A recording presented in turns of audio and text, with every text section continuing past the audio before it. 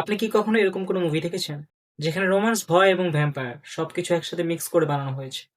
আজকে আমি ঠিক এরকমই একটা মুভি রিভিউ করব, যার নাম থামা। তো বেশি কথা না বাড়িয়ে চলুন শুরু করা যাক।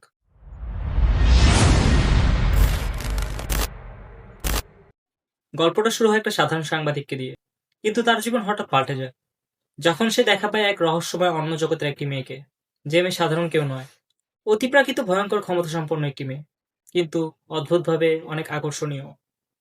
এরপর ঘটতে থাকে এমন সব ঘটনা যা কখনো কখনো ভাবে আপনাকে হাসাবে, অবাক করাবে এবং কখনো কখনো ভয়ও পাওয়াবে।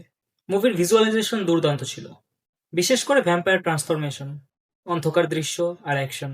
এগুলো দেখে মনে হয় যে বাজেটটা ঠিক জায়গাতে ইউজ করা হয়েছে। নায়ক নায়িকার কেমিস্ট্রি খুবই সুন্দরভাবে তুলে ধরা হয়েছে। মুভিতে মাথা খাটাতে হবে এমন কোনো কাহিনী নেই। এটা একটা পিওর এন্টারটেনমেন্ট মুভি। টেনশন নেই, ভাবনা নেই, এক বসায় মুভিটা দেখে ওঠা যায়। ব্যাকগ্রাউন্ড মিউজিক এবং গানগুলো মুভিটার সিনগুলোকে আরো শক্তিশালী করে তোলে। স্টোরিটা অনেক ইউনিক ছিল, তবে আরেকটু এক্সপ্লোর করা গেলে জিনিসটা আরো বেশি ভালো লাগতো। একবার হরর, হঠাৎই কমেডি, তারপর আবার রোমান্স, জিনিসগুলোকে হজবরল করে ফেলেছে। মুভির প্রথম 20-25 মিনিট একটু স্লো লাগতে পারে, কিন্তু তারপরে এই মুভিটা তার ট্র্যাকে ফিরে আসে।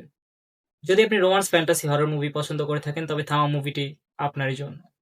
তবে থামা মুভিটি সবাই দেখতে পারবে না। স্ত্রী, ভেডিয়া, মুঞ্জিয়া এইসব মুভিগুলো না দেখলে আপনি এটার কাহিনীটা বুঝতে পারবেন না। তাই এইসব মুভিগুলো আপনাকে আগে দেখা উচিত। মুভিটার রেটিং আমি দেবো 10/6।